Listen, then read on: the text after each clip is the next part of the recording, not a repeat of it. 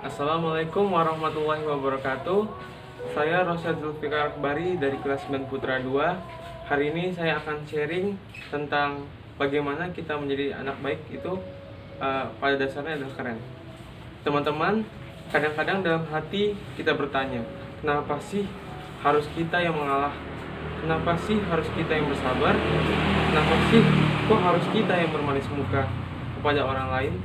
Kenapa sih harus kita yang lebih giat bekerja sementara orang lain bermalas-malasan? Kenapa sih kok harus kita yang harus selalu berbuat baik, dan berbuat baik lagi?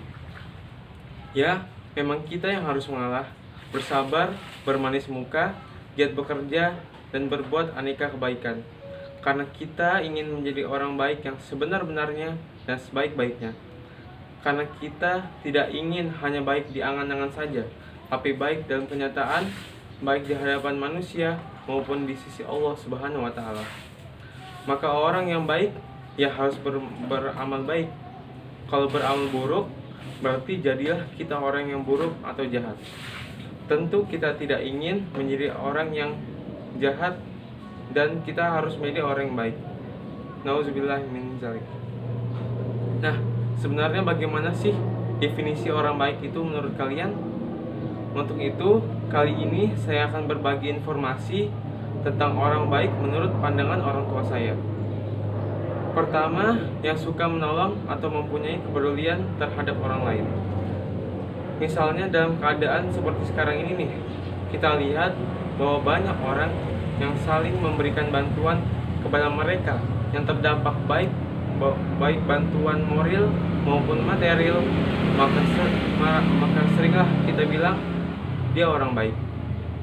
Yang kedua, memberikan inspirasi untuk terus belajar segala hal baik ilmu dunia maupun ilmu akhirat. Yang ketiga, suka memaafkan kesalahan orang lain dan tidak menyimpan dendam. Yang keempat, ramah dan bertutur kata yang sopan, sehingga sikap dan perkataannya tidak menyakitkan orang lain. Ibadahnya istiqomah. Ciri orang yang baik adalah dia selalu menjaga kuantitas dan kualitas ibadahnya kepada Allah Subhanahu wa Ta'ala. Yang terakhir, sabar dalam menghadapi musibah. Terkadang dalam kehidupan ini tidak selamanya kita dihadapkan pada kebahagiaan.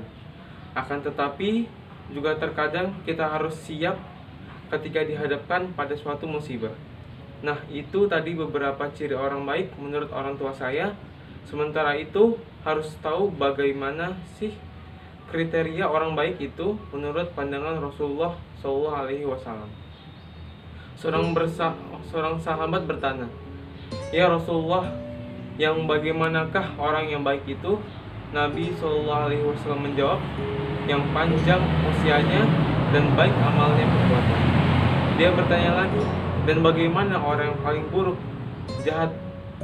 Bagi Nabi Muhammad SAW, beliau menjawab, adalah orang-orang yang panjang usianya dan jelek amal perbuatannya. Hadis riwayat At-Tabrani dan Abu Naim. Teman-teman, kebaikan butuh perjuangan, serta sering bertentangan dengan hawa nafsu kita dan juga keinginan kita. Berbuat baik memang harus mengalahkan sifat ananiah atau egois kita, karena perbuatan baik itu juga balasan yang sangat baik dan besar di sisi Allah Subhanahu wa Ta'ala. Terkadang kita ingin berbuat baik, banyak tantangannya, salah satunya diolok-olok oleh teman. Misalnya, waktu mau ke masjid, pakai gamis nih, diteriakin, "C, mau kemana nih? Anak kecil pakai daster." Biarlah kita tidak toh diubah oleh mereka, dan semua akan indah pada waktunya. Semua akan cie-cie pada waktunya. Karena teman-teman, agar kebaikan kita bertahan, maka kebaikan kita harus bertuhan. Lelah itu lawannya lillah, lillah itu lawannya lelah. Menjadi orang baik di mata Allah Subhanahu wa Ta'ala tidak mudah. Kita harus mulai dengan mengokohkan keimanan, mengendalikan hawa nafsu, dan meneguhkan tekad untuk istiqomah di dalamnya. Meneguhkan keimanan agar kita tidak pernah ragu bahwa Apa yang kita lakukan akan membawa keuntungan besar yang tidak ada taranya dibanding kesusahan kita dalam melaksanakannya. Maka dengan keimanan inilah kita akan dapat mengendalikan hawa nafsu dan sekaligus bisa kuat untuk istiqomah di atas kebaikan tersebut. Teman-teman, tak akan sama emas dan tembaga. Jelas beda antara padi dan ilalang. Meskipun kadang di mata manusia yang rabun terlihat sama, namun sejatinya tetap tak akan luput dari pandangan Allah Subhanahu wa Ta'ala. Bahkan kala kita merahasiakan kebaikan yang kita lakukan, kita akan mendapat nilai lebih di sisi Allah Subhanahu wa Ta'ala. Tidak akan rugi dari perbuatan baik meski diketahui maupun tidak oleh manusia lain.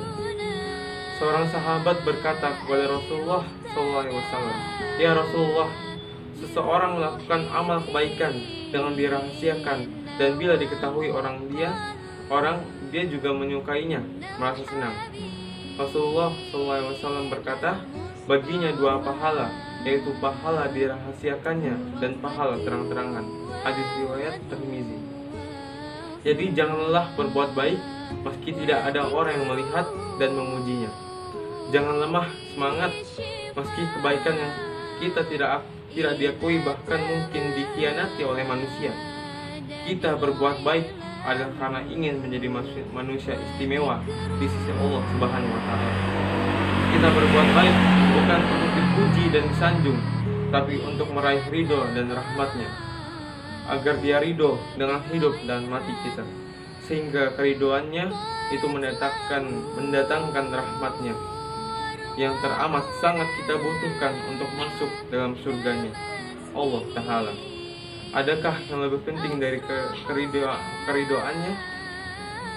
Sang teladan agung kita Muhammad SAW bersabda, "Seorang masuk surga bukan karena amalnya, tapi karena rahmat Allah Subhanahu wa Ta'ala.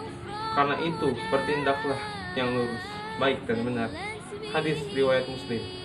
Baik teman-teman, semoga pemaparan tadi membuat kita terus semangat untuk terus belajar dan menjadi baik dan senantiasa menebarkan kebaikan untuk semua orang. Demikian sharing hari ini. Mohon maaf jika banyak khilafnya. Wassalamualaikum warahmatullahi wabarakatuh.